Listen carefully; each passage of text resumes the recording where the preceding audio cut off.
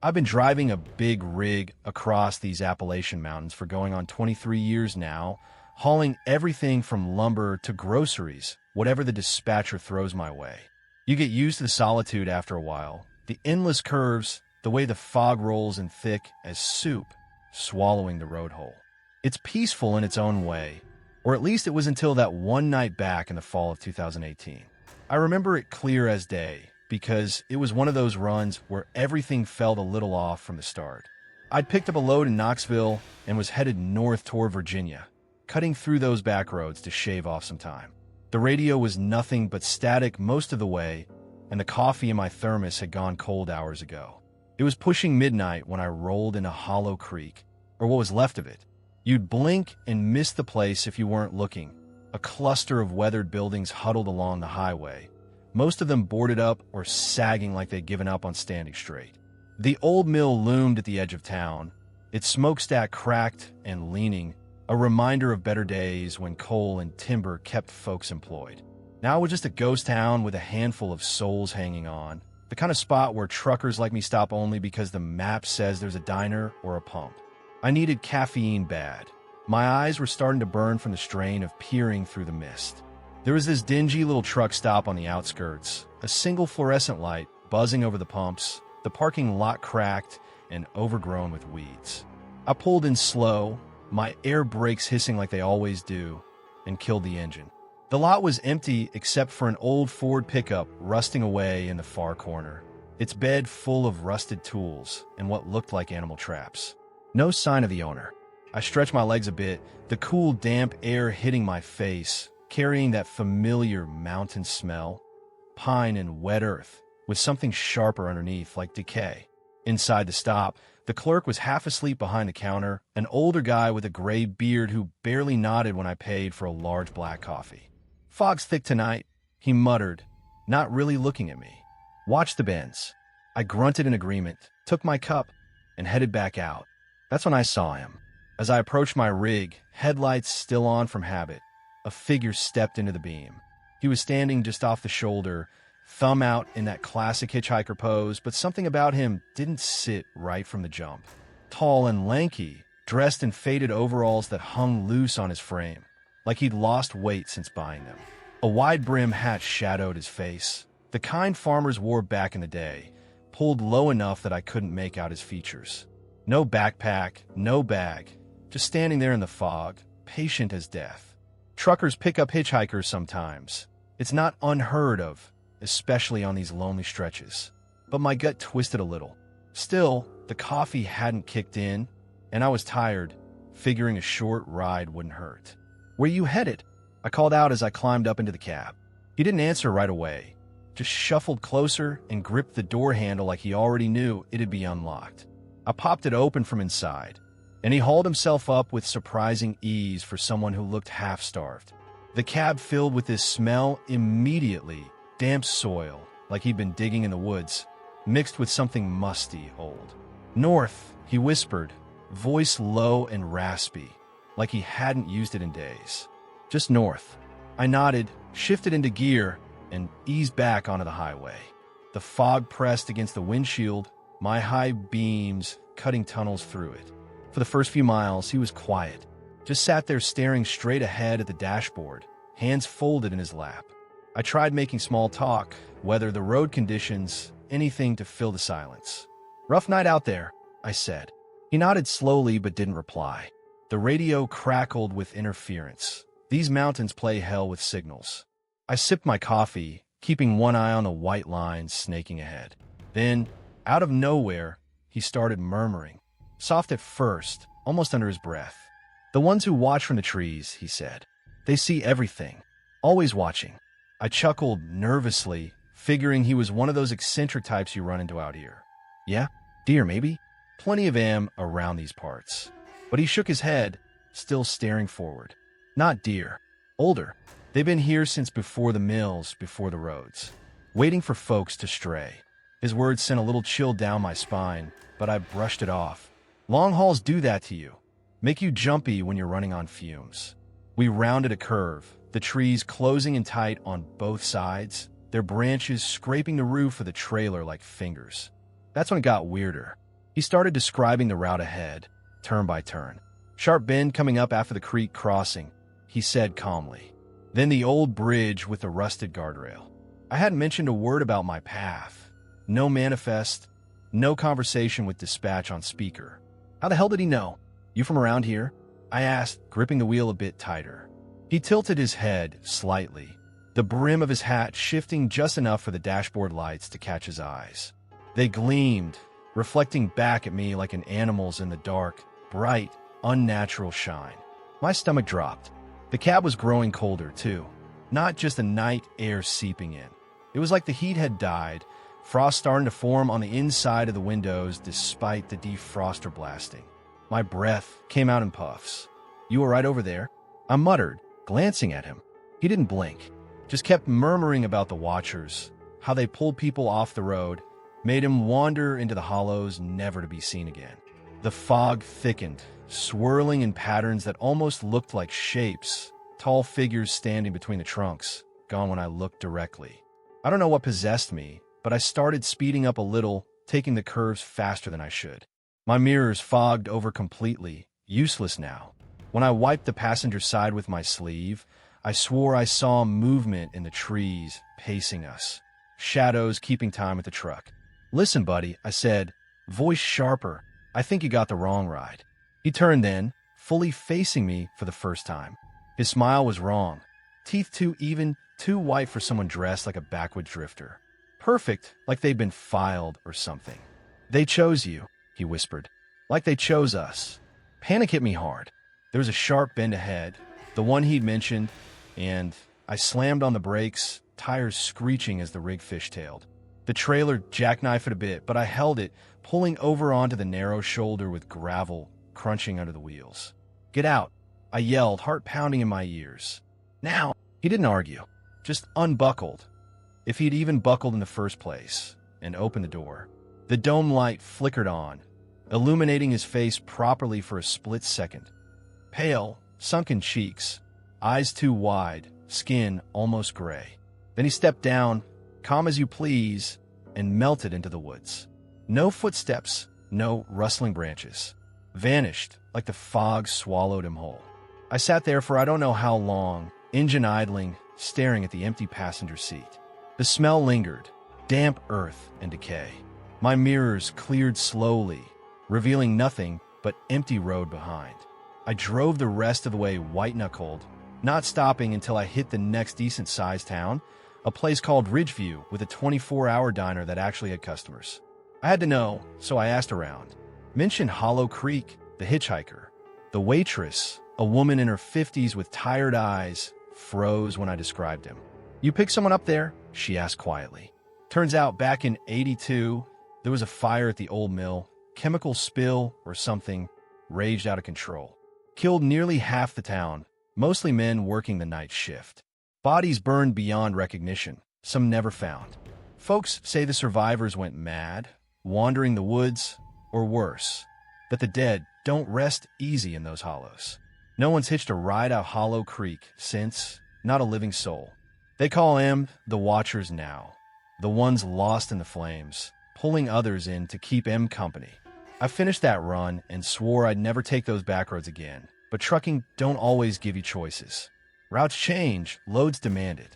These days, when the fog rolls in thick and I'm cutting through those small towns, I lock my doors early. Keep the cab light off, and I check my mirrors constantly, scanning the trees for any gleam of eyes or a thumb stuck out in the dark. Because sometimes late at night, I catch a whiff of damp earth when there's no reason for it. And in the reflection, just for a second, the passenger seat don't look so empty. I wonder if he's still out there, waiting patient-like for the next driver who stops in Hollow Creek. Or if one day, he'll decide I've gone far enough alone. Story 2. I've always been the type to seek solitude in the mountains. Growing up in the flatlands of eastern North Carolina, the Appalachians called to me like a distant relative I'd never met, but somehow knew by blood. That's why, after a rough patch at work, layoffs looming and my boss breathing down my neck, I decided on a solo camping trip. Just me, my old Ford pickup loaded with a tent, cooler, and enough supplies for a weekend in the hills outside Roanoke. I left Asheville early that afternoon, figuring the Blue Ridge Parkway, would be the perfect route. Scenic, winding, and far from the interstate's roar. The truck bed rattled with gear as I climbed the elevations, the air turning cooler and sharper with each switchback. Pines and hardwoods lined the road, their branches arching overhead like a natural cathedral, filtering the sunlight into dappled patterns on the asphalt. I cracked the window, letting in the scent of wild rhododendron and damp soil, the kind that reminds you these mountains are alive, breathing entities older than any map. The drive started peaceful enough.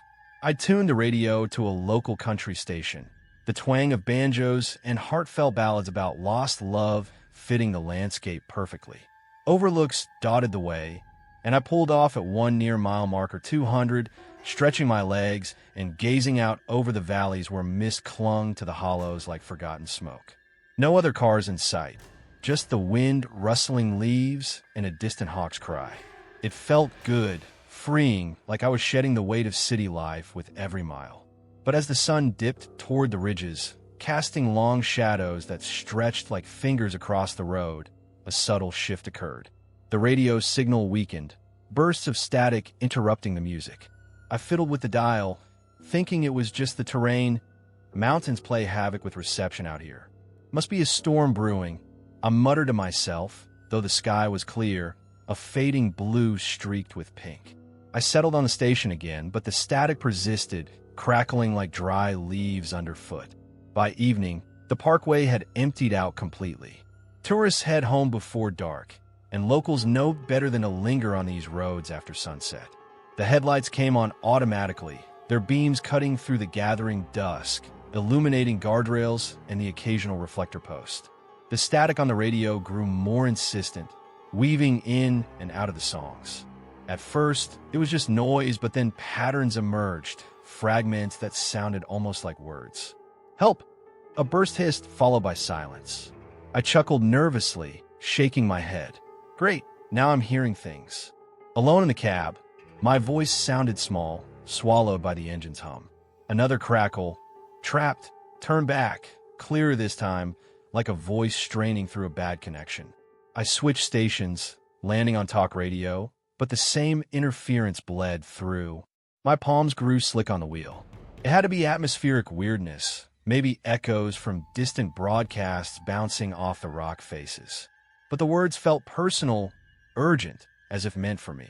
Up ahead, the mouth of a tunnel loomed, a long one carved straight through the mountain like a throat into the earth. I'd driven the parkway before, but never this stretch at night. The entrance was framed by concrete barriers, overgrown with vines that dangled like limp fingers. Signs warned of low clearance and no stopping, but the road funneled me in without choice. As I entered, the world outside vanished, replaced by the tunnel's dim orange lights spaced unevenly along the ceiling. The air changed immediately, cooler, heavier, with a metallic tang like wet stone and exhaust. My headlights flickered once, twice, as if the battery was faltering, though I'd checked it that morning. The engine sputtered, a cough in the confined space, and I eased off the gas, coasting for a moment. "Come on, old girl," I whispered to the truck, patting the dash like it was a skittish horse. The radio spat more static, the words now unmistakable. "Don't." I slammed the power button off, plunging the cab into silence broken only by the tires' echo off the walls. That's when I glanced in the rearview mirror. At the tunnel's entrance, now a shrinking circle of twilight behind me, stood a figure. A man, from what I could tell, dressed in outdated clothes, baggy pants, a flannel shirt that looked like it belonged to the 70s. He was waving frantically, arms flailing as if trying to flag me down. My heart skipped. Maybe a hiker in trouble, or someone whose car had broken down just outside. I braked gently, the truck rolling to a stop midway through the tunnel. The engine idled rough, vibrating through the seat. I hesitated, hand on the door handle. Out here, you hear stories, feral folks living off the grid, preying on stranded drivers. But he looked desperate, not threatening. "Hello," I called out, stepping from the cab. My voice bounced back distorted, like it was mocking me. The figure didn't move closer. He just kept waving, his face obscured in shadow. As I took a step toward him, The tunnel lights buzzed and went out. Absolute blackness crashed down, thicker than any night I'd known. No gradual dimming. Just gone, like a switch flipped by an unseen hand. I froze, disoriented, the air pressing in cold and damp. My phone was in the truck. I fumbled blindly back toward it, hands outstretched. The door was where I'd left it, open, and I slid inside, slamming it shut. The headlights were dead too, the dash dark. I reached for the keys and the ignition gone. Panic bloomed in my chest, hot and sharp. I patted my pockets, the floorboards, the seat. Nothing. This isn't happening, I whispered, my breath coming in shallow bursts. Outside, footsteps echoed. Not mine. Slow, deliberate, approaching from the entrance. Then more, from the far end, scraping like boots on gravel. They weren't hurried, but methodical, closing in from both sides. I locked the doors, huddling low in the seat, trying to make myself small. The darkness was total, suffocating, the kind that plays tricks on your mind. Minutes stretched into what felt like hours. Time lost meaning in that void. The footsteps stopped just outside the truck, and then the whispers began. Soft at first, like the static from before, but closer, intimate. Crash in 82, brakes failed, family of 4. A man's voice, weary and resigned. Another joined, lost control on the ice, never found the body. Women, children, fragments of stories, accidents from decades past, recounted in hushed tones that seeped through the glass. I clamped my hands over my ears, but it didn't help. The voices were inside my head now, painting pictures of twisted metal and screams echoing in these same walls. Trapped here, can't leave, join us. They weren't threatening, exactly, just sorrowful like confessions from the grave. Sweat trickled down my back despite the chill. I rocked slightly, murmuring prayers I hadn't said since childhood. Memories flooded in unbidden, mixing with the whispers. My grandfather's tales around the fire, about these mountains holding onto the dead, souls bound to the places they perished, wandering the back roads and tunnels, seeking company in their eternal isolation. I'd laughed them off as a kid, but now, curled in the dark, they felt real. The truck creaked as if something leaned against it, a subtle pressure on the fender. I imagined hands pressing on the metal, pale and cold, faces peering in through the windows I couldn't see. Hours dragged on. My watch's glow showed midnight, then 1, then 2. Thirst burned my throat, but I didn't dare move. The whispers cycled, repeating names and dates. Evelyn, 1956, skid off the curve. Harold, 1974. Engine failure in the tunnel. Each one chipped away at my sanity, building a dread that settled deep in my gut. What if this was it? What if I'd stumbled into one of those forgotten spots where the veil thins and the past reaches out to claim the living? Sometime before dawn, exhaustion pulled me into a fitful doze, dreams of endless black corridors and echoing cries. I woke to a faint gray light filtering from the tunnel's ends. The whispers had faded to a murmur, then nothing. My hand trembled as I reached for the ignition, and there were the keys, dangling as if they'd never left. The engine turned over on the first try, headlights piercing the dimness. No sign of the figure at the entrance, no footprints on the damp concrete. I drove out slowly, emerging into a misty morning where the sun struggled through the clouds. The parkway looked ordinary again, birds chirping in the trees, a deer grazing by the roadside. I made it to Roanoke by noon, but the camping trip was abandoned. I turned around and headed home, the truck's cab feeling too empty, too exposed. That was 3 years ago, and I haven't driven the parkway since. I stick to interstates now, bright and crowded. But the radio, sometimes on quiet drives, the static returns. Bursts of words that shouldn't be there. Help. Trapped. I turn it off quick, but the echo lingers. I've researched those tunnels. Old reports of wrecks, disappearances chalked up to fog or mechanical failure. No explanations, just questions. Was it my mind cracking under isolation? Or something more, a brush with the mountain's hidden memory? The dread doesn't fade. It simmers low, a constant hum reminding me how thin the line is between the road ahead and the shadows that follow. One day, I fear those whispers might call loud enough to pull me back, and I'll find myself turning toward that tunnel, drawn by a sorrow I can't name. Let's move to story 3. Graduation had come and gone in a blur of caps, gowns, and cheap beer, leaving me and my 3 closest friends, Mark, Lisa, and Tom, itching for one last adventure before real life sank its teeth in. We'd all grown up in the suburbs of Richmond, Virginia, where the biggest thrill was sneaking into abandoned lots. But the Blue Ridge Parkway promised something wilder. Endless curves through the Appalachians, vistas that made you feel like you were on the edge of the world. We piled into Mark's beat-up Jeep, the one with the leaky sunroof and bumper stickers from every dive bar we'd hit, loaded with snacks, a cooler of sodas, and sleeping bags just in case we decided to rough it.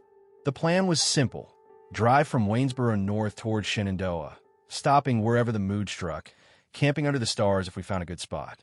It was midsummer, the air thick with humidity and the buzz of cicadas, wildflowers dotting the roadside like splashes of color against the green. We rolled the windows down, letting the breeze whip through, carrying the sweet scent of honeysuckle and fresh-cut hay from the valleys below. Music blasted from the speakers, classic rock anthems that made us shout along, off-key and carefree. For those first few hours, it felt like freedom, the kind you only get when you're young and the future's still a hazy dream. As the afternoon stretched on, we took our time, pulling off at overlooks to snap photos and toss a frisbee around. The ridges rose around us like ancient guardians, their slopes covered in dense forests that seemed to swallow the light.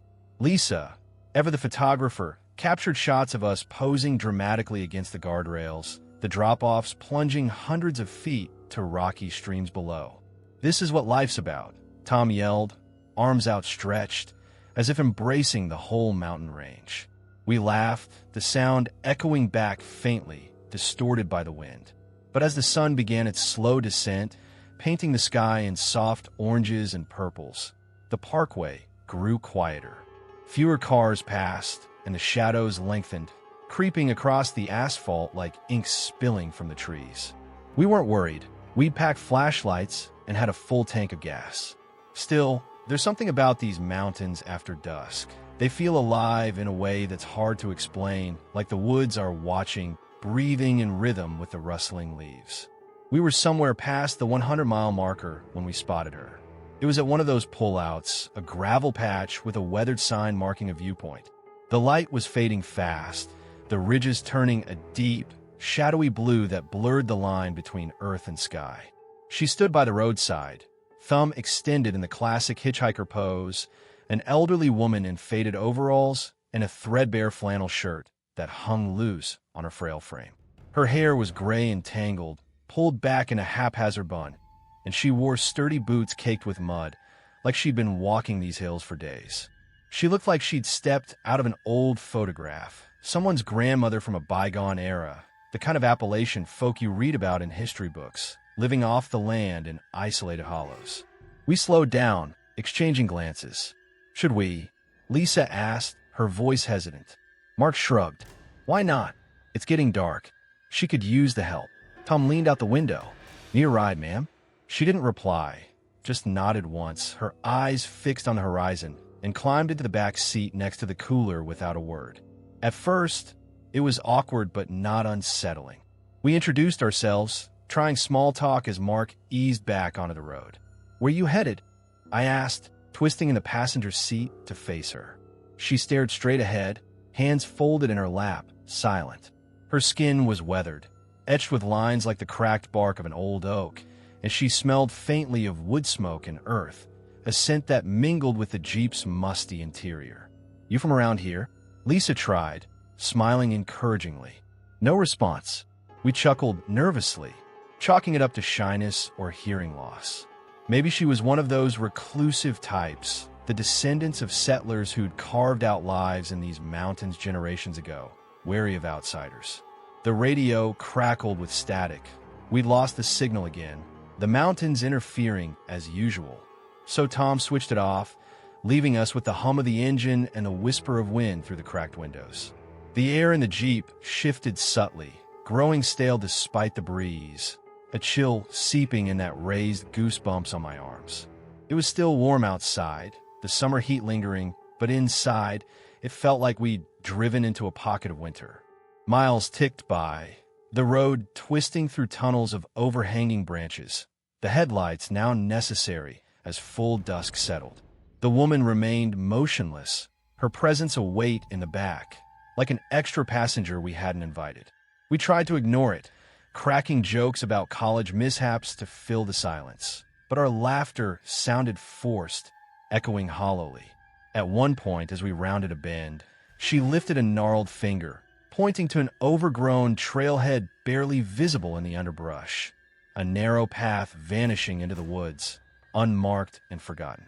"The lost ones," she muttered, her voice raspy and low, like gravel shifting underfoot. We froze. It was the first she'd spoken, and the words hung in the air, heavy with unspoken meaning. "What was that?" Mark asked, glancing in the rear view.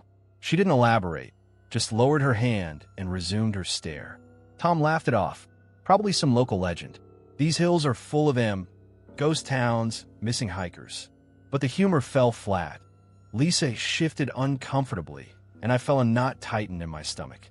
The mountains have their stories, passed down in whispers. Folks who wandered off trails and never returned. Feral families living wild in the backcountry, surviving on what the forest provided, shunning the modern world. The unease built slowly, like fog rolling in from the valleys. The Jeep started acting up. Nothing major at first, just the dashboard lights flickering, warning icons blinking on and off for no reason. Oil pressure, check engine, low fuel, even though we'd filled up hours ago. "What the hell?" Mark muttered, tapping the gauges. The engine stuttered once, a brief cough that made us lurch forward.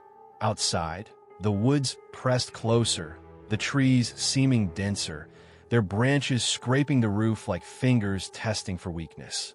I glanced back at the woman, and that's when her eyes met mine in the mirror. Cold, unblinking, they bored into me like she could see straight through to my secrets. The petty fears, the regrets I'd buried deep.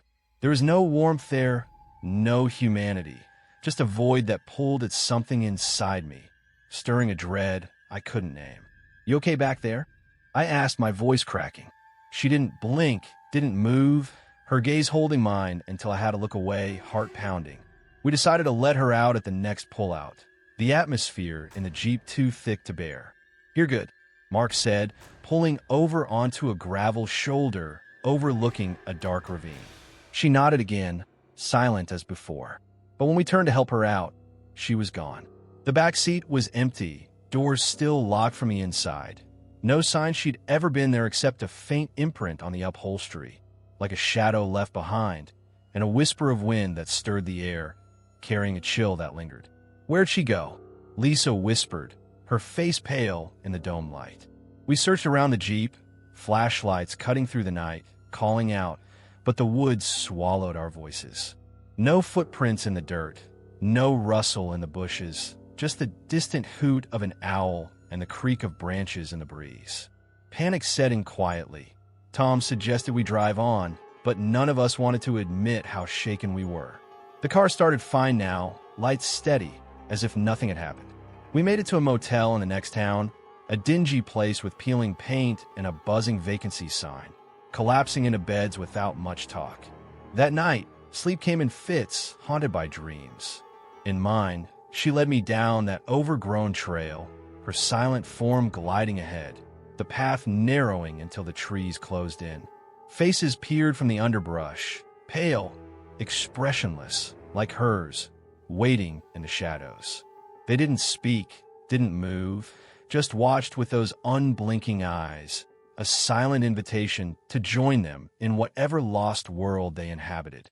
I woke sweating, the others stirring with similar nightmares, murmuring about the woman and the lost ones.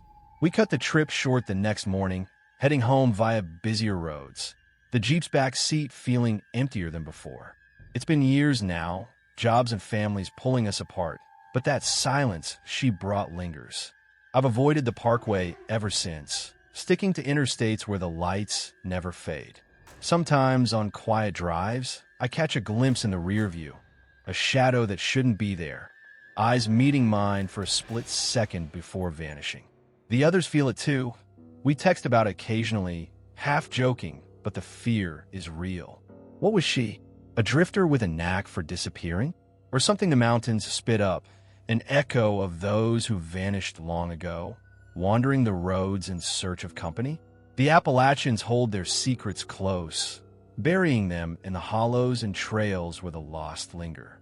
I wonder if she's still out there, thumb extended, waiting for the next group of fools to offer a ride. And on sleepless nights, I hear her mutter in my mind, a quiet warning of what's hidden in those hills, drawing closer with every unanswered question. The dread doesn't end. It simmers, a sorrowful reminder that some encounters change you, leaving you forever glancing over your shoulder at the silence that follows. Story 4. I'd always preferred the Blue Ridge Parkway over the interstate when heading back from family visits in Virginia. There's something about those winding roads that clears the mind, the way the mountains rise up like old friends, their ridges softened by layers of forest that have stood unchanged for centuries. It was late afternoon that day, the sun hanging low and casting a golden hue through the canopy, turning the leaves into a mosaic of amber and green. I'd spent the weekend at my sister's place in Roanoke, catching up on nieces' birthdays and barbecues, the kind of gathering that leaves you full but exhausted. My old Honda Civic was packed light, just a duffel bag and some leftovers in Tupperware, and I figured the parkway would shave off the rush hour traffic on I-81. The air was warm, laced with the scent of wildflowers and fresh earth from a recent rain, and I had the windows down, letting the breeze tousle my hair. Cell service was spotty, as it always is up there, but I didn't mind. It felt like a break from the constant pings of work emails. As I cruised along, the GPS on my phone buzzed with a reroute notification. Scenic detour ahead. It announced in that robotic voice, promising shorter time and better views. I glanced at the screen. Odd, since the parkway doesn't have many side roads, but curiosity got the better of me. I'd driven this stretch before, or so I thought, but the turnoff it indicated wasn't on any map I'd seen. It was a narrow gravel path branching off to the right, unmarked except for a faded sign half buried in kudzu, the letters too weathered to read. Why not? I muttered to myself, turning the wheel. The Civic bumped along the uneven track, branches scraping the sides like fingers brushing for attention. The main road vanished in the rear view, swallowed by the trees, and soon the path opened into what must have once been an overlook, a cracked concrete pad overgrown with weeds, the view obstructed by tangled vines and saplings that had reclaimed the space. Rusted railings leaned precariously over a drop-off, and a crumbling picnic table sat lopsided in the corner, its wood splintered and moss-covered. It looked abandoned for years, forgotten by the Park Service, the kind of spot where time had stopped. I killed the engine, but left it idling softly, stepping out to stretch my legs.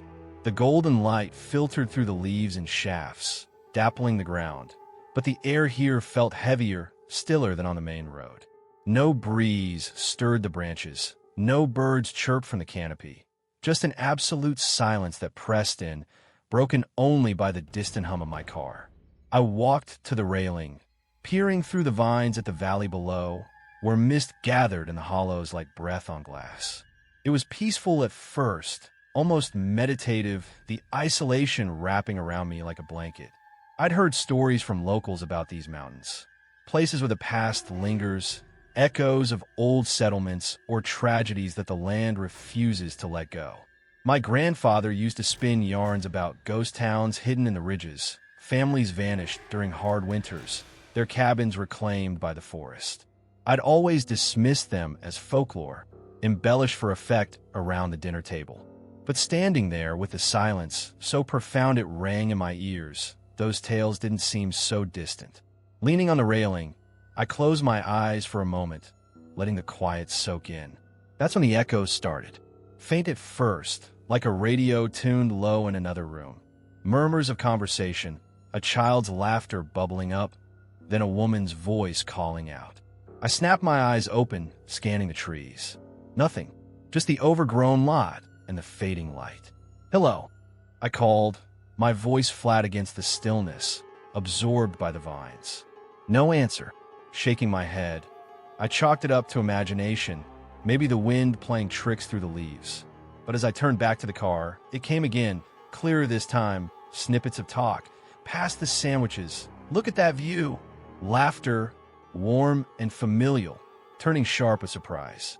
Then a scream, abrupt and chilling, cut off mid-breath. My skin prickled. It sounded like recordings from long ago, replayed on worn tape, echoing from the valley or the trees themselves. I froze, heart quickening.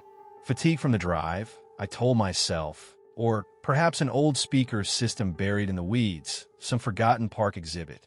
But the sounds persisted, looping faintly, drawing me back to the railing. Curiosity mixed with unease as I listened closer. The voices resolved into a scene, a family picnic by the sound of it. A man joking about the hike up, kids squealing in play, the clink of utensils on plates. It felt intimate, like eavesdropping on a memory not meant for me. Then the tone shifted, a rustle like something heavy moving through underbrush, followed by confusion. What was that? And rising panic. Pleas, scuffles, screams that build in intensity before fading into echoes. My stomach knotted. It was too real, too raw. I backed away, glancing at the sun dipping lower, shadows lengthening across the concrete. Time to go. I slid into the driver's seat, turning the key. Nothing. The engine clicked weakly, dashboard lights dimming. Come on, I whispered, trying again. Dead. The battery was new. I'd replaced it just last month. Popping the hood, I checked connections, but everything looked fine. No tools in the trunk, no jumper cables. Cell phone showed no bars, the signal lost in this forgotten corner. Panic flickered at the edges of my mind, but I pushed it down. Probably just a loose wire. I'd wait a bit, try again. As dusk deepened, the golden light gave way to a muted gray, the forest blending into indistinct shapes. The echoes didn't stop. If anything, they grew clearer, as if the falling night amplified them. Now I could make out details, names called in desperation. Emily Run, a father's voice breaking with fear, the drag of bodies through leaves. Something had gone wrong at this very spot. Years ago, a family pulled into the woods by wild animals, lost hikers turned feral. The mountains are full of such possibilities. People living off the grid, descendants of old moonshiners or escapees, surviving in the backcountry with instincts honed sharp. I'd read articles about missing persons in the national parks, cases unsolved, trails leading nowhere.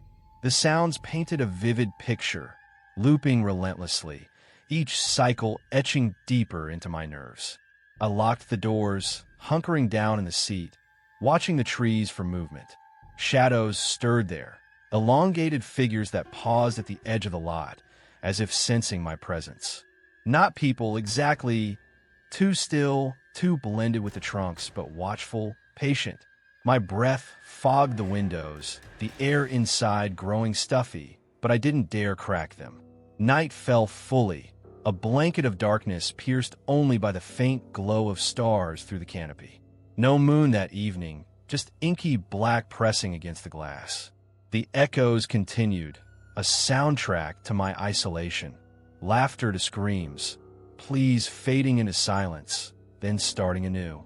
Hours blurred, my watch ticked past 8, then 9. Thirst burned my throat. I had a water bottle in the back, but reaching for it felt exposed. Every rustle outside set my heart racing. A branch snapping, leaves shifting under unseen weight. The figures in the trees seemed closer now, outlines shifting subtly, as if circling. I imagined them. Gaunt faces, eyes adapted to the dark, drawn by the echoes or perhaps the cause of them. Survival in these hills breeds a different kind of human, one that views intruders as prey or threat. My mind raced with what-ifs. What if they were still here, guardians of this forsaken place, repeating the past on unwary travelers? Sweat beaded on my forehead despite the chill seeping in. I wiped the windows clear, peering out, but the darkness revealed nothing. Sometime after midnight, headlights pierced the gloom, a truck rumbling up the gravel path, high beams sweeping the lot. Relief flooded me, mixed with wariness. It was a park ranger's vehicle, green and white with a service emblem, pulling up beside my Civic. The driver stepped out, a middle-aged man in uniform, flashlight in hand. "Car trouble," he called, his voice steady but edged with something. Resignation? I rolled down the window a crack. "Battery's dead. Can you jump it?" He nodded without much talk, fetching cables from his truck. As he worked under the hood, I noticed his face in the beam, pale, drawn, eyes avoiding mine. The echoes had quieted with his arrival, but I could still feel them humming at the edges of hearing. "You have many folks out here?" I asked, trying to fill the silence. He paused, glancing at the trees. "Not anymore. This overlooks off limits. Been that way since the 90s. I pressed, "What happened?" He connected the cables, the engine sputtering to life. "Family went missing. Picnic gone wrong. Search parties found nothing but echoes, they say." His voice dropped. "Best you get moving. Don't stop till you're off the parkway." He unhooked the cables wordlessly, his face even paler in the headlights, like he'd seen this play out before. I drove away shaking, the gravel crunching under tires as the lot receded in the mirror. The main road felt like salvation, lights of distant towns beckoning. But the echoes didn't fully fade. They trailed me, faint whispers in the wind through the vents. I made it home by dawn, collapsing into bed, but sleep brought dreams of that overlook, voices calling, shadows reaching. Weeks turned to months, and I avoided the mountains, sticking to flatlands where the horizon is open. Yet in quiet moments, at stoplights, or lying awake at night, they return. Laughter turning to screams, pleas that pull at me, urging a return to that forsaken spot. I've searched online, found old news clippings. A family of 5, vanished without trace, rangers tight-lipped. Was it animals, foul play, or was something the land itself claims? The confusion lingers, a sorrowful weight, reminding me how the past refuses to stay buried in those hills. One day, I fear, the pull will win, and I'll find myself turning back, drawn by echoes that know my name now, weaving me into their endless loop. Story 5. The breakup hit me harder than I cared to admit. Emily and I had been together for 4 years, building what I thought was a life. Shared apartment, weekend hikes, talks about the future. But one argument turned into a chasm, and suddenly I was packing boxes, staring at empty walls. I needed to get away, clear my head before the loneliness set in like fog on a mountain pass. That's how I ended up on the Blue Ridge Parkway, solo in my beat-up Toyota Camry, heading nowhere in particular. I'd always loved these roads, the way they snake through the Appalachians, offering glimpses of valleys that stretch out like forgotten promises. It was early fall, leaves just starting to blush red and gold, the air crisp with the scent of pine and damp earth. I left Durham at dawn, radio tuned to some indie folk station, the melodies weaving through the twists and turns like companions. During the day, it was therapeutic, the misty vistas rolling out below, pullouts, the occasional deer grazing by the roadside, the solitude feeling chosen rather than imposed. I stopped a few times, stretching my legs at overlooks, breathing in the vastness that made my problems seem small. No rush, no destination, just the drive, the hum of tires on asphalt, and the mountains standing sentinel, ancient and indifferent. As the afternoon wore on, the sun dipped lower, casting long shadows that danced across the pavement. I munched on gas station snacks, a bag of chips, a warm soda, watching the ridges turn a deeper blue, the kind that hints at secrets buried in the hollows. The parkway isn't like other highways. It's narrower, more intimate, hugging the contours of the land with guardrails that sometimes feel too flimsy against the sheer drops. Traffic was light that day, just a handful of RVs and sedans passing in the opposite direction, their drivers' faceless blurs. I didn't mind the emptiness. It matched the hollow in my chest. But as twilight crept in, the isolation shifted. The sky bruised purple, and the mist that had been picturesque during the day now thickened, swirling up from the valleys like breath from the earth. Headlights on, I navigated the curves carefully, the beams cutting weak paths through the gathering gloom. The radio signal faded in and out, static crackling like dry leaves, so I switched it off, leaving only the engine's steady drone and my own thoughts for company. Emily's voice echoed in my mind, her last words, sharp and final, but I pushed them away, focusing on the road ahead. That's when I first noticed the taillights. They appeared around a bend, red pinpricks, navigating the same twists I was maybe a quarter mile up. It was comforting at first, a reminder that I wasn't entirely alone out here. Another traveler, perhaps seeking the same solace in the drive. I kept a steady pace, watching them wink in and out as the road curved, the mist softening their glow. The parkway has its rhythms, straight stretches giving way to hairpins, elevations climbing and dropping like a slow heartbeat.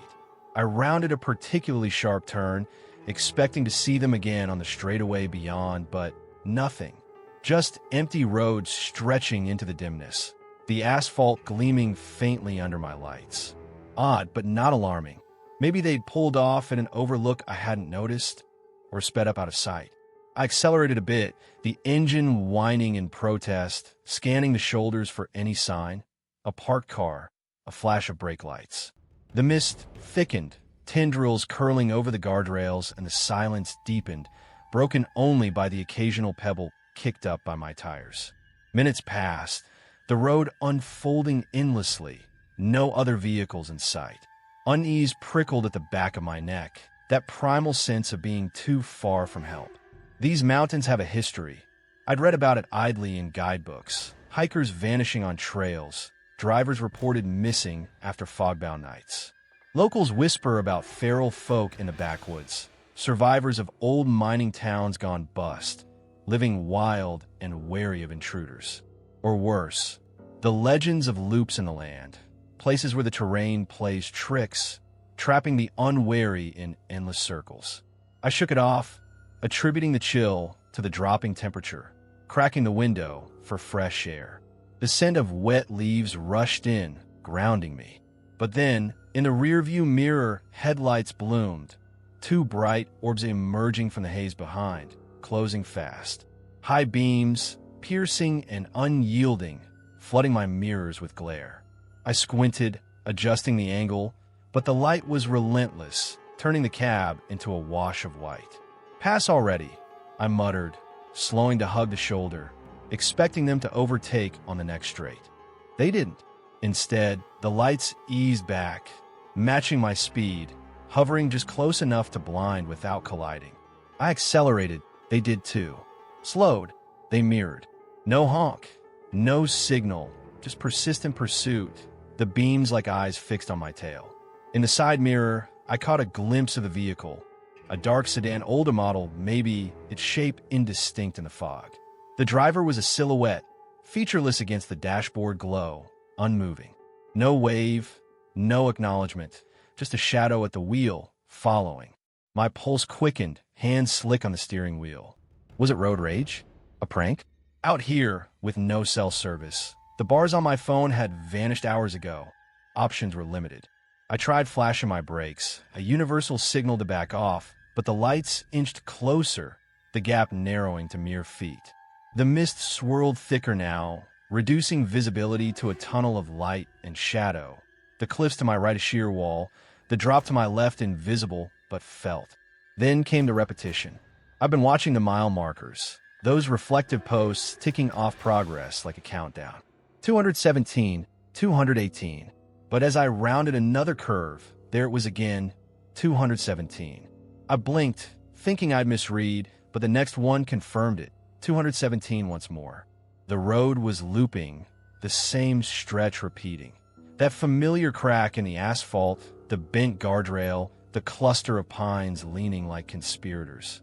Panic bloomed slow, a cold bloom in my chest. Impossible. The parkway doesn't loop like that. Hallucination? Exhaustion from the drive, compounded by the breakup stress? But the headlights behind were real, their glare unrelenting. I sped up, the Camry straining on the incline, but the markers cycled. 217, 217, endless. The pursuing car crept nearer, its form sharpening in the mirrors. Dented fender, rusted hood. the silhouette still motionless, as if carved from the dark. A low hum built, not the engine, but something else, a horn, blaring a single drawn-out note that echoed off the cliffs, vibrating through the car like a mournful wail. The sound pierced me, raising hairs on my arms, a primal alarm that urged flight. I floored it, tires screeching on the damp pavement, the loop blurring in my periphery. The horn droned on, unwavering, bouncing back from the rock faces in distorted waves, as if the mountains themselves were joining the cry. Behind, the car surged, bumper kissing mine, the silhouette leaning forward now, face still obscured but intent clear. Fear choked me. Visions of crashes, of vanishing like those stories I dismissed, drivers never found, cars abandoned with keys and ignition, fog the only witness. The mist closed in, a living shroud, and I drove blindly, heart slamming, praying for an end. Then, abruptly, the fog parted like a curtain torn, and I burst into a lit parking area. An overlook lot with sodium lamps buzzing overhead, a few empty cars scattered like sentinels. I skidded to a stop, breath ragged, whipping around to face the pursuer. Nothing, just empty road, the mist swirling innocently, the horn's echo fading into silence. I sat there trembling, engine idling, doors locked, scanning the mirrors for any sign. Minutes stretched. No lights appeared. No silhouette emerged from the gloom.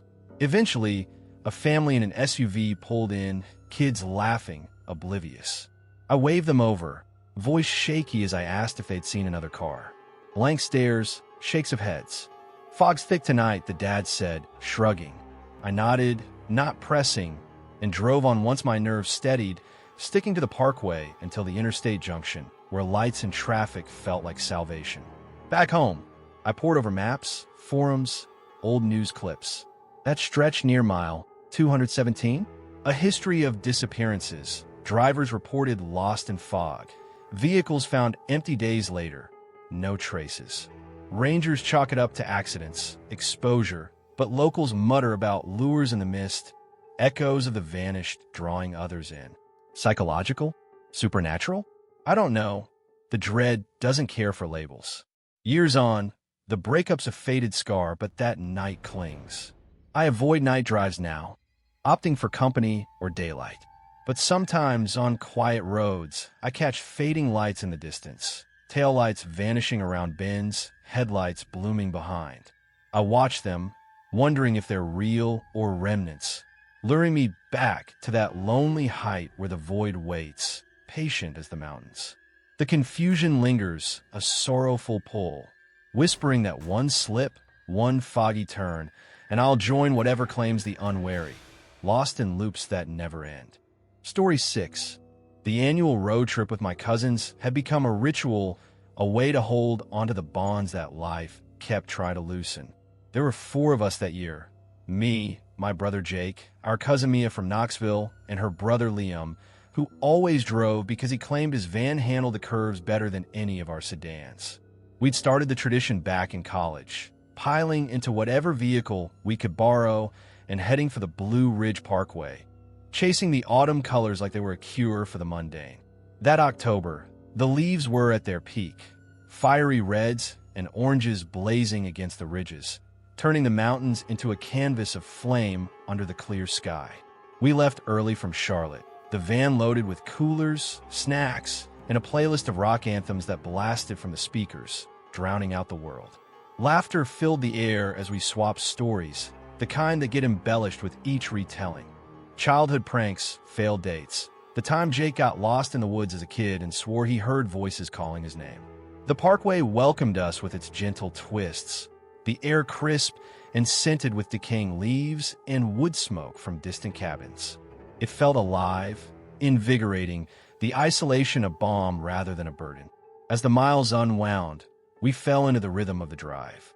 Liam gripped the wheel, navigating the switchbacks with ease, while Mia fiddled with the radio, skipping stations until she landed on something upbeat. Jake and I lounged in the back, feet propped up, passing a bag of chips back and forth. The vistas unfolded like secrets revealed. overlooks where the valleys dropped away into misty hollows, the ridges layering into infinity. We stopped at one around midday for photos, posing like tourists against the guardrails, the wind tugging at our jackets. "Look at this," Mia said, snapping a selfie with the fiery backdrop. "Better than any postcard." We lingered, breathing in the chill, the sun warming our faces. No rush. That was the point. But as the afternoon deepened, the light shifted, casting longer shadows that crept across the asphalt. The parkway grew quieter, fewer cars sharing the road, the forest pressing closer on either side. We'd heard the legends, of course. Appalachian tales spun by locals in gas stations or around campfires. Feral people hiding in the backcountry, descendants of forgotten settlers gone wild, spirits of the lost, wandering the old trails, whispers from the land itself, echoes of tragedies buried in the soil. We joked about them, Liam mimicking a ghostly wail that had us in stitches. "If we see Bigfoot, I'm offering him a beer," Jake quipped. Harmless fun, the kind that masks the subtle unease of being so far from everything familiar. By late afternoon, we pulled off at another vista for sunset shots. The spot was perfect, a wide pullout with a stone wall overlooking a sea of turning leaves, the sun dipping toward the horizon in a blaze of gold and crimson. We tumbled out of the van, cameras ready, the air cooler now, carrying a hint of night. Mia directed us like a photographer, positioning us for the best light. "Smile like you mean it," she called, and we did, arms around shoulders, the camaraderie thick as the gathering dusk. The wind picked up slightly, rustling the underbrush, but otherwise, the silence was profound. No bird song, no distant traffic, just the faint creak of branches and our own voices echoing back. We lingered longer than planned, watching the sun slip away, the sky bleeding into purples and indigos. "One more group pic," Liam insisted, setting the timer on his phone. As we piled back into the van, laughing and shoving, I felt it, a subtle shift like an extra weight settling in. Glancing around, everything looked normal. Bags strewn, empty cans on the floor, the back seat empty. But there was a shadow, lingering in the corner of my eye, darker than the fading light should allow. I shook it off, blaming the chill creeping in as Liam started the engine and pulled back onto the pavement. The road ahead narrowed as we climbed higher, the guardrails thinning in places, drop-offs plunging into shadowed ravines. The van's headlights flicked on automatically, beams slicing through the twilight mist that began to curl up from the valleys. Our playlist resumed, but the music felt tinny now, overshadowed by the engine's hum and the tire's steady whisper on the asphalt. We chatted idly, planning a stop for dinner in the next town, but the energy had dipped, fatigue from the day settling like dust. I was in the front passenger seat, fiddling with the heater when I glanced in the rearview mirror. There was a face pale and indistinct staring back from the back seat. Not one of us. Something else, features blurred like a smudged photograph. Eyes locked on mine. My breath caught, a jolt running through me. I blinked hard, twisting around. The back was empty, Jake and Mia scrolling on their phones, oblivious. "You okay?" Jake asked, noticing my stare. "Yeah, just thought I saw something." He shrugged, but I saw Mia shift uncomfortably, rubbing her arms. The temperature had dropped suddenly, the cab growing cold despite the heater blasting. Our breaths became visible, faint puffs in the air, like we'd driven into a freezer. We drove on, the road twisting sharper, the forest a wall of black on either side. The mist thickened, reducing the world to the glow of headlights and the occasional reflector post. That's when the whispers started. Soft at first, barely audible over the music, a murmur like wind through cracks, but with form, words teasing at the edges. I strained to listen, thinking it was the radio glitching, but Liam had turned it down. The voices grew insistent, weaving through the cab. Snippets of talk, personal, intimate. "Remember the night you cried alone?" One hissed, recounting a childhood fear I'd buried deep. The time I got locked in the basement as a kid, convinced something was watching from the dark. Mia's face paled. She heard it too, her hand clutching her phone tighter. "Did you just..." She trailed off, eyes wide. Jake nodded slowly, his breath fogging the window. The whispers multiplied, layering over each other. Hidden regrets, secrets we'd never shared aloud. Liam's knuckles whitened on the wheel as one murmured about his guilt over a family argument years back, words that cut like knives. "Ow," he whispered, voice trembling. The cold deepened, seeping into our bones, the air heavy with an unseen presence. The road narrowed further, guardrails vanishing into overgrown shoulders, the drop-offs mere feet away, invisible in the dark, but felt in the pit of my stomach. The whispers turned urgent, coaxing, "Swerve. End it, the ravine waits." They urged destruction, a siren call to veer off into the void below, where rocks and trees would claim us. Panic built slow, a creeping dread that tightened our chests. Mia whimpered, covering her ears, but the voices were inside now, relentless. Jake lunged forward suddenly, grabbing the wheel in a frenzy, eyes glazed as if compelled. "No!" he shouted, yanking hard. The van swerved violently, tires screeching, the edge looming perilously close. Gravel sprayed, the drop yawning black beneath us. Liam fought back, muscles straining, stomping the brakes as we skidded. "Snap out of it!" he yelled, and somehow the spell broke, the whispers fading to a murmur, the cold lifting slightly. We straightened, hearts pounding, flooring it to the next exit, miles blurring in silence broken only by ragged breaths. We pulled into a gas station lot, lights harsh against the night, collapsing in shaken relief. No words then, just stares, the unspoken agreement to never speak of it. We drove home via interstates, avoiding the parkway shadows. Years have passed, families grown, trips abandoned. But that face haunts my mirrors, a pale glimpse on quiet drives, eyes meeting mine before vanishing. The whispers linger as undercurrents, surfacing in dreams or still moments, recounting secrets that bind us to those ancient roads. What was it? A hitchhiking spirit, an echo of the lost clinging to the living? The mountains hold such things, veils thin where the past bleeds through. The fear doesn't resolve. It simmers, a sorrowful confusion, pulling me back in thought if not in body, reminding how fragile we are against the unseen that waits in the rear view. Story 7. My job as a delivery driver for a small logistics company out of Boone meant long hauls through the back roads of the Appalachians, where the shortcuts weren't always marked on maps, but saved precious time on tight schedules. The Blue Ridge Parkway was my go-to route, especially when dodging the interstate congestion around Asheville or Roanoke. Those winding paths through the fog-shrouded peaks had a rhythm to them. The way the asphalt hugged the ridges, the guardrails standing like silent sentinels against the sheer drops into misty valleys below. I'd grown accustomed to the isolation, the way the mountains seemed to breathe around you, their ancient folds hiding hollows and forgotten trails where folks said the old ways still lingered.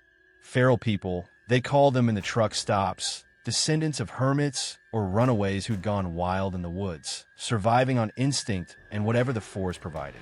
I'd laugh it off over coffee with other drivers, dismissing it as tall tales to pass the miles.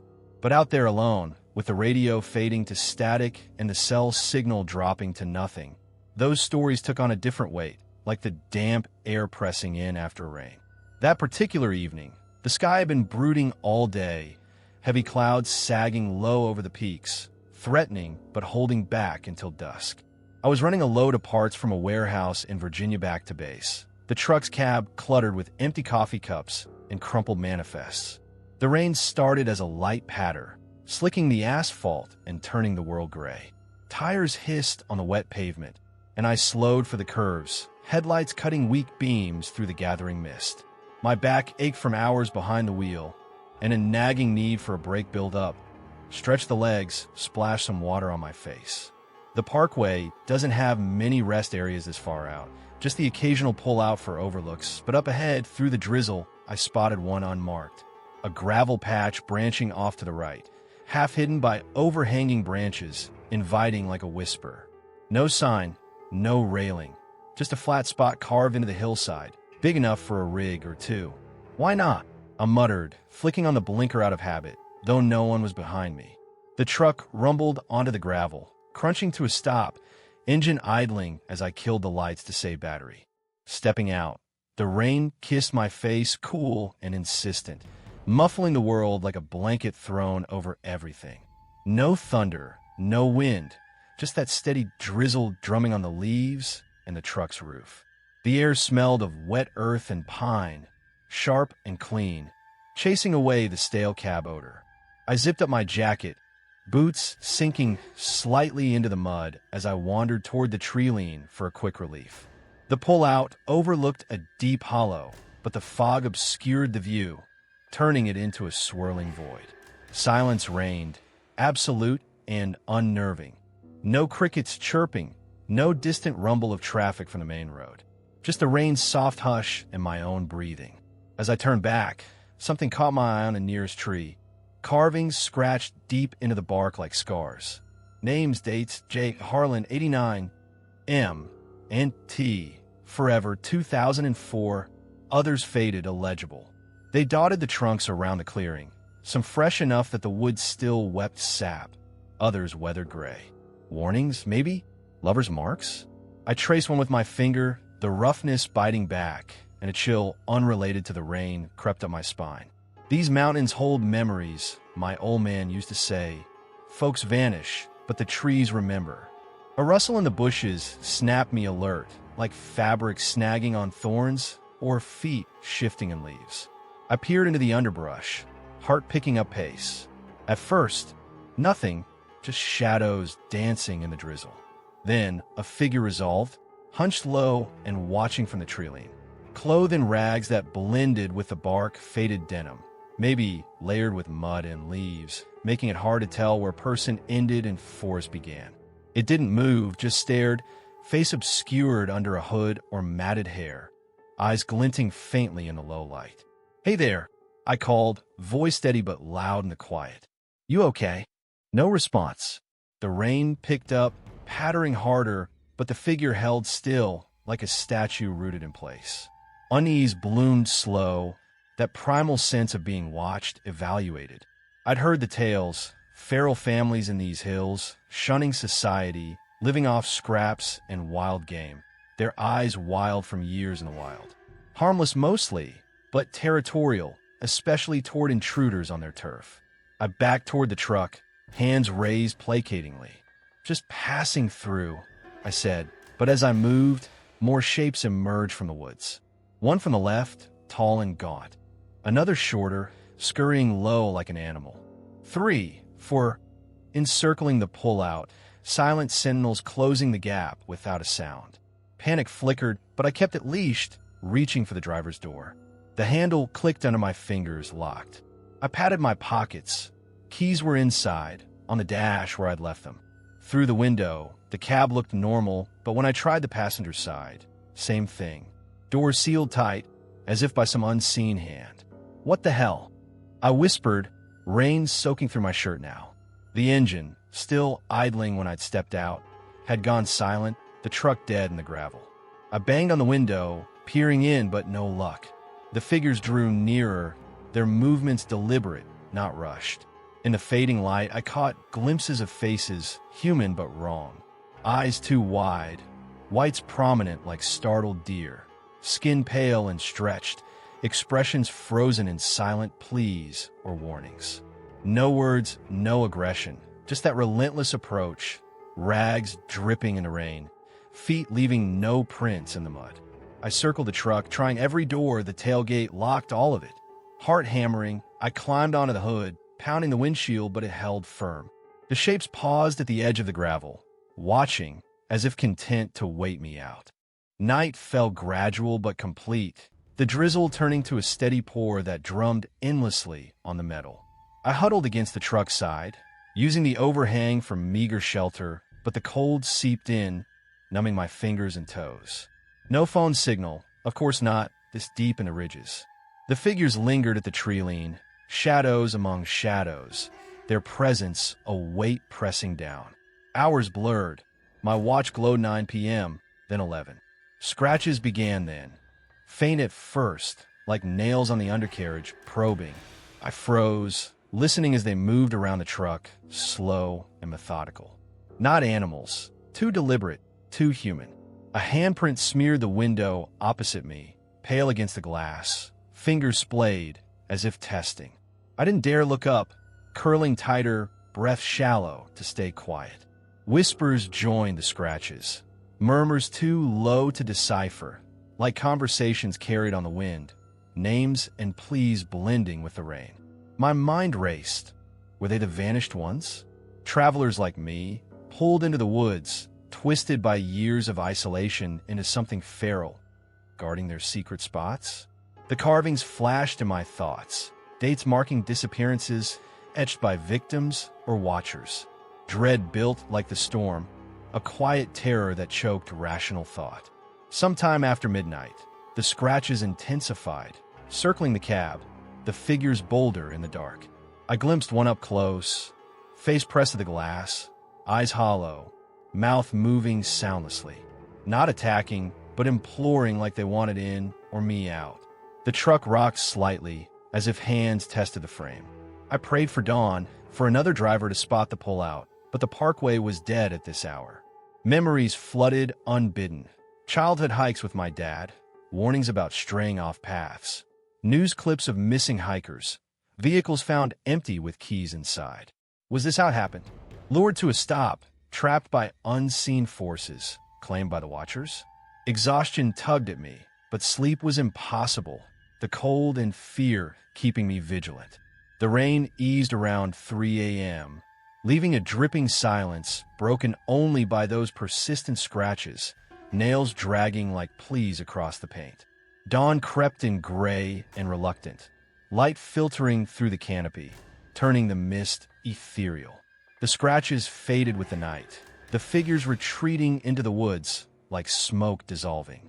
I waited shivering until full light bathed the pullout. No sign of them, no footprints, no bent branches, just the carvings staring back, mocking.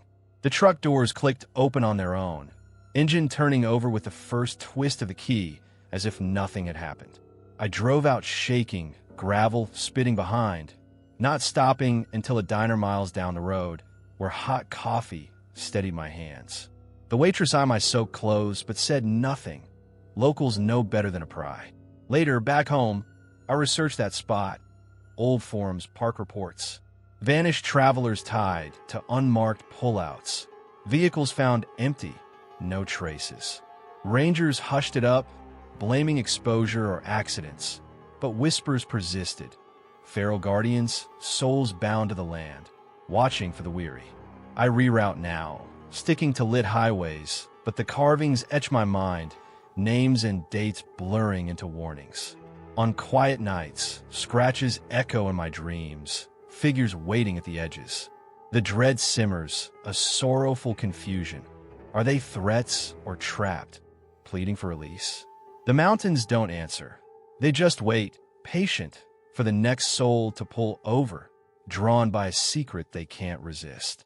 Story 8. The hiking trip had been exactly what I needed. A long weekend in the Linville Gorge, pushing my limits on rugged trails that wound through some of the wildest country the Appalachians have to offer. I'd gone alone, the way I prefer it. No chatter to break the silence, just the crunch of boots on dirt, the scent of moss and pine, and the steady burn in my legs as I climbed switchbacks toward vistas that made the world feel vast and indifferent. The leaves were past peak, a few stubborn reds clinging to the oaks, but mostly the forest had settled into the muted browns and grays of late fall. By the time I packed out on Sunday afternoon, exhaustion sat deep in my bones, a satisfying ache that came from honest effort. I loaded my gear into the trunk of my Subaru, the one with the faded bumper stickers from past adventures, and pointed south on the Blue Ridge Parkway, figuring the drive would be a gentle wind down before rejoining civilization. The sun was already low, hanging behind the western ridges like it was reluctant to leave, casting the road in long, slanted light that turned the asphalt golden. The parkway felt empty that evening, the kind of quiet that settles in after tourist season fades. No RVs lumbering along, No motorcycles roaring past, just the occasional squirrel darting across and the wind whispering through the branches overhead. I rolled the windows down a crack, letting in the cool air thick with the smell of damp leaves and wood smoke drifting from some hidden cabin in a hollow. My playlist hummed low, acoustic guitar and banjo tunes that fit the landscape, and I sipped coffee from a thermos, fighting the heaviness in my eyelids. The descent began gradually, the road tilting downward in sweeping curves, brakes warming as I feathered them around the bends. Guardrails flickered in and out of view, sometimes solid metal, sometimes just posts connected by cable. The drop-offs plunging sharp into ravines choked with rhododendron and hemlock. I'd driven this stretch plenty of times, knew its rhythms, but fatigue has a way of softening the edges of familiarity, making everything feel a little dreamlike. That's when the shadows started playing tricks.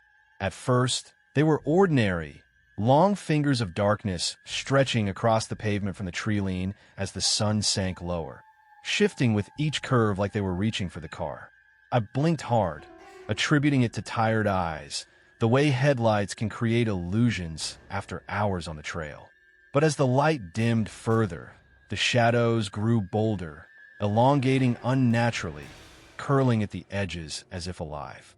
One stretched clear across both lanes, thin and spindly, pausing in the middle of the road before retreating into the forest. I slowed, rubbing my face, telling myself it was just the angle, the low sun cutting through the canopy. The road steepened, brakes heating with a faint smell of friction, and the curves tightened, demanding focus. Another shadow detached, this one more distinct, humanoid in shape, stepping out from the trees and crossing directly in front of my headlights. I jerked the wheel instinctively, tires squealing as I swerved to avoid it, the car fishtailing on loose gravel before I regained control and skidded to a stop on the narrow shoulder. Heart pounding, I sat there a moment, engine idling, scanning the road ahead and behind. Empty. No figure, no movement, just the forest pressing close, branches dripping from an earlier shower. Deer, I muttered, though I knew it hadn't moved like any animal. Adrenaline sharpened everything. The tick of cooling metal, the distant drip of water from leaves, my own ragged breathing. I killed the engine and stepped out, boots crunching on gravel, needing to prove to myself it was nothing. The air was colder now, carrying a chill that seeped through my jacket, the sun fully behind the ridge, leaving only a bruised twilight. I walked a few paces forward, flashlight in hand from the glove box, beam cutting weak paths into the gloom. The road curved away empty, guardrail glinting faintly, the drop-off a black void to my left. No footprints, no broken branches, just the subtle sway of trees in a breeze I couldn't feel. Unease settled in my gut, that quiet instinct telling me to get moving, but exhaustion argued back, whispering it was safer to rest a minute, shake off the hallucination. Back in the car, I locked the doors out of habit, old caution from years of solo trips, and eased onto the road again, slower now, headlights on full. The descent continued, steeper, the engine downshifting with a low growl. That's when the tapping started. Soft at first, like raindrops on the roof, but rhythmic, deliberate. Tap, tap, tap, tap, like fingers testing the metal, or Morse code from someone who knew it well. I glanced up, expecting branches scraping in the wind, but the trees were still, the sky clear overhead. The taps grew insistent, moving from the center of the roof to the sides, then the back, as if whatever made them was circling. My skin crawled. I accelerated, brakes protesting on a downhill, but the sound kept pace, louder now, a steady drum that echoed inside the cab.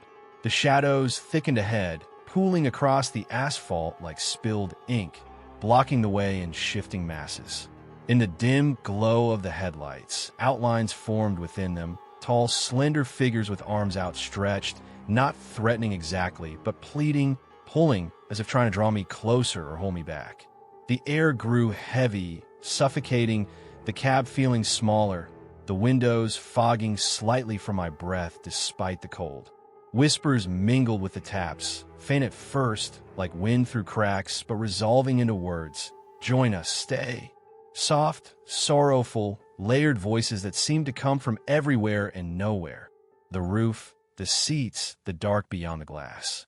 My hands tightened on the wheel, knuckles white as the road twisted sharper, the drop-off inches from the tires. Another shadow crossed, closer this time, forcing a harder swerve, gravel spraying into the ravine. Panic built slow, a creeping dread that choked rational thought. In the gloom, faces flickered at the edges of the light.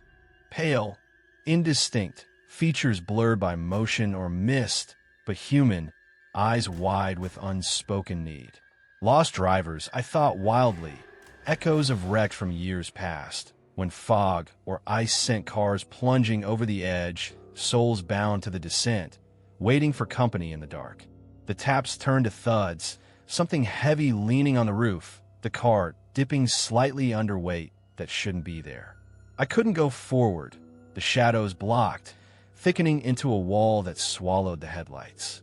Reversing was the only option, blinded to the uphill curve, foot slamming the brake, then gas in frantic alternation. Tires spun, catching, the car lurching backward as whispers rose to a chorus. Stay, join us. The outlines pressed closer, arms reaching through the dark, fingers brushing the windows in smears that vanished instantly. I glimpsed more faces, men in outdated jackets, women with hair tangled by wind, expressions frozen in the moment of realization, pleading silently for me to stop, to share their fate. The car rocked, taps turning to scratches down the sides, metal groaning. Terror took the wheel.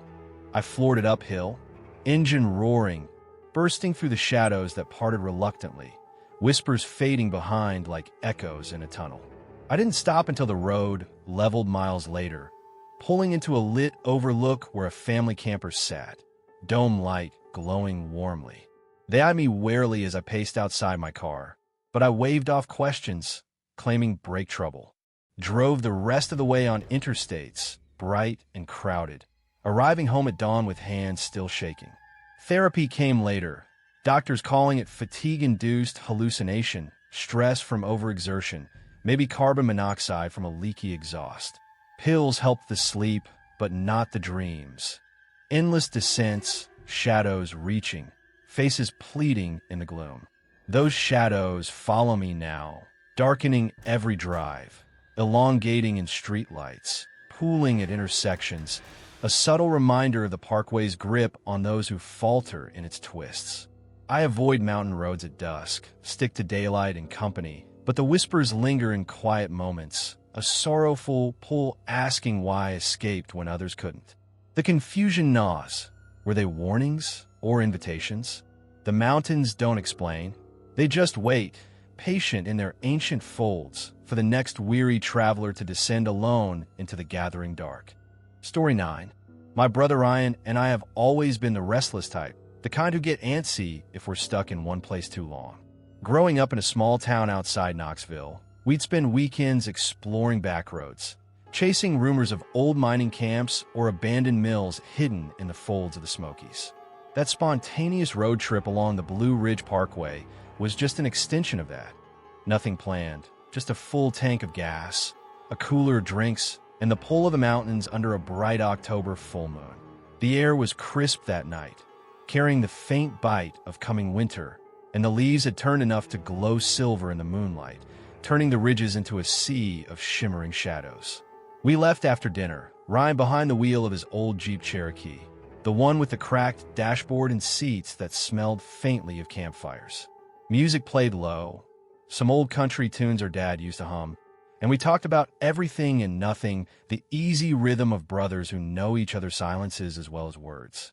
The parkway stretched out empty ahead, its curves familiar, yet always a little mysterious at night, the headlights carving tunnels through the dark while the moon hung overhead like a watchful eye.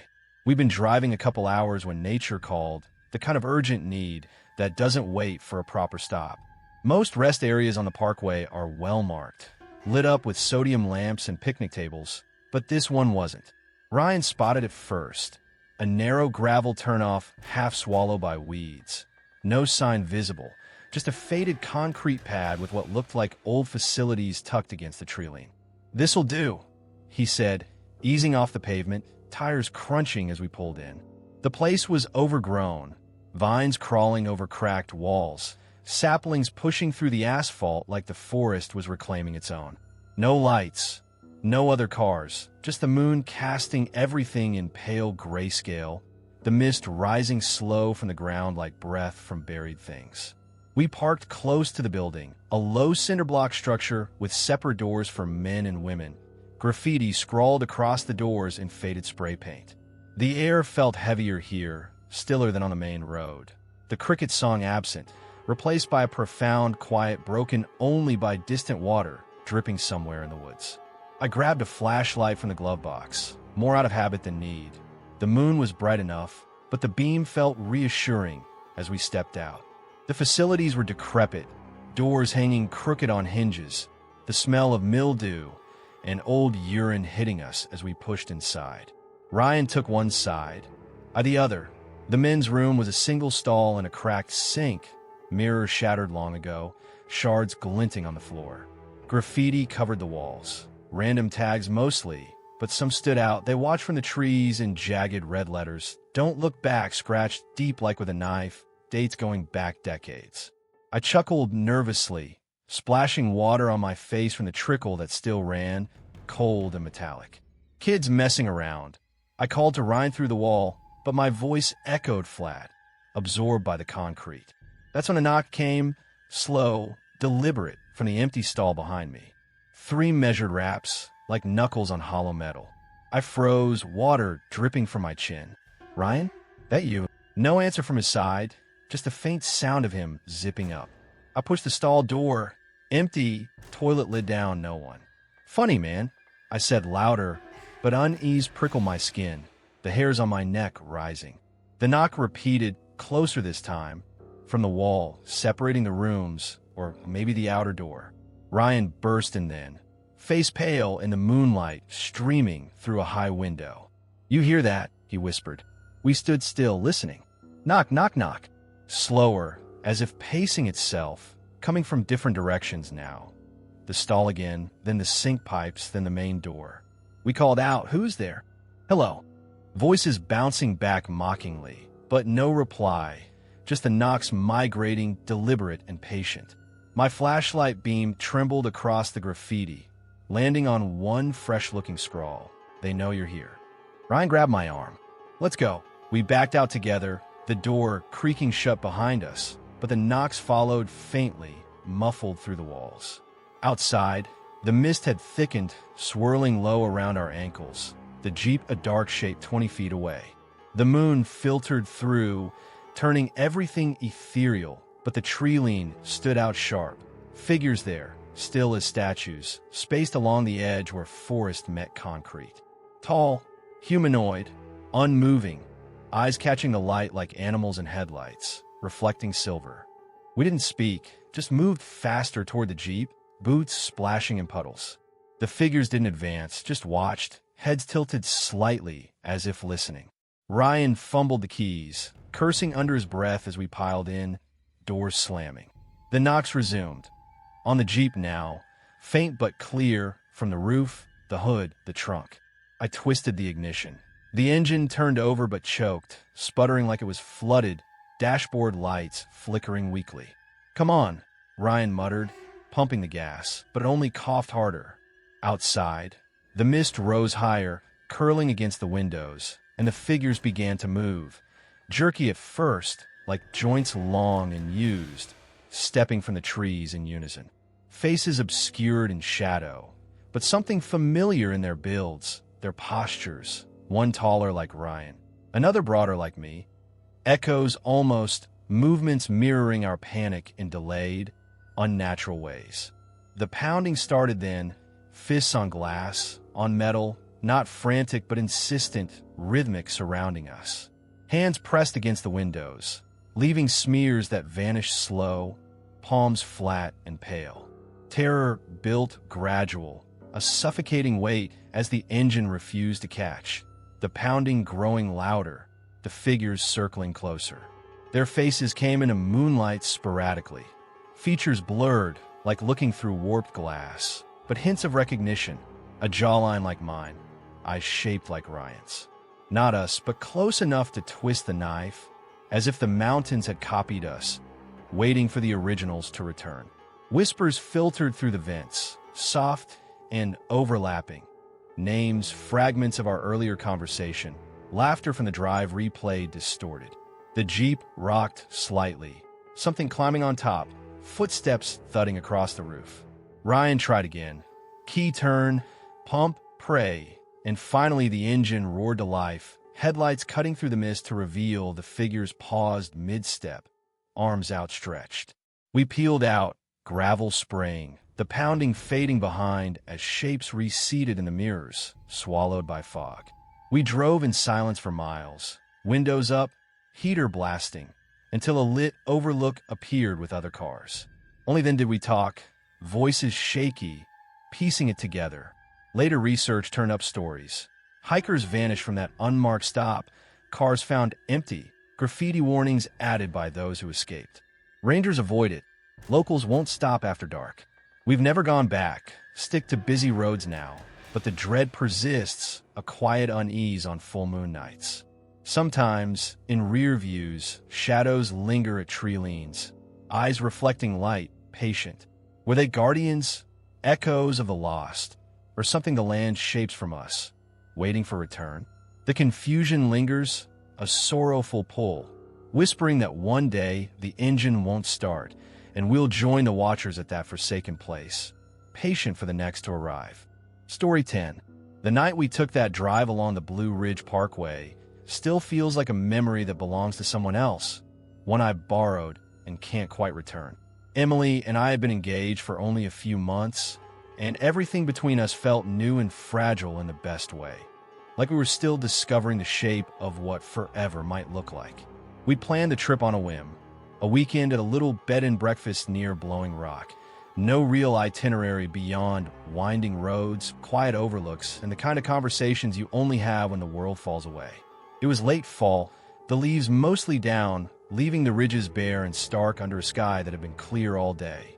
We left the inn after dinner, deciding to take the long way back along the parkway instead of the highway. The moon was just a sliver, but the stars were sharp, and the air coming through the cracked windows carried that clean, cold bite that makes you feel alive. Emily sat close in the passenger seat of my old Outback, her hand resting on my thigh, our voices low as we traded stories we'd told a dozen times before but never tired of hearing. The fog started innocently enough, drifting up from the valleys in thin ribbons that caught in the headlights like smoke. At first, it added to the romance, the way it softened the edges of the world, turning the guardrails and treelines into suggestions rather than solid things. We laughed about it, Emily calling it our own private cloud, and I slowed a little, letting the curves come at their own pace. The road was empty. We hadn't seen another car in over an hour, and the isolation felt intimate rather than lonely. Wildlife flickered at the edges of the beams, a doe frozen for a heartbeat before vanishing into the brush, an owl sweeping low across the asphalt. Emily leaned her head against the window, watching the mist swirl, and I remember thinking how peaceful it all was, how lucky I was to have this moment with her. The radio had long since dissolved into static, so we let the quiet settle, broken only by the soft hum of tires and the occasional creak of the suspension on a bump. That's when the lights appeared behind us.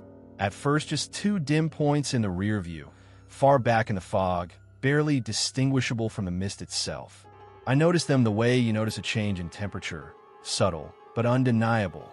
Another car, I thought, probably heading the same direction. No big deal. But as the miles passed, the lights didn't fall farther behind or pull closer. They held the exact same distance, neither gaining nor losing ground, like they were tethered to us by some invisible line. Emily noticed too, glancing in the side mirror. "Someone back there?" she asked, voice light. I nodded, keeping my tone casual. "Yeah, just cruising." We slowed a bit on a straight stretch, expecting them to pass, but they slowed too. I sped up, they matched. The fog thickened, swallowing the road ahead and behind, shrinking our world to the small cone of headlights and the red glow in the mirrors. Unease began to stir, quiet at first, like a draft under a door.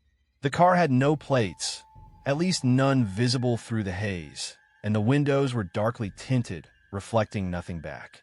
I couldn't make out a driver, just a vague silhouette against the faint dashboard glow, motionless, head straight ahead.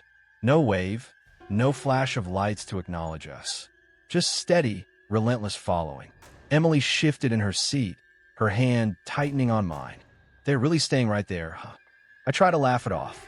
Maybe lost, same as anyone out here. But the Parkway isn't a place you get lost on easily.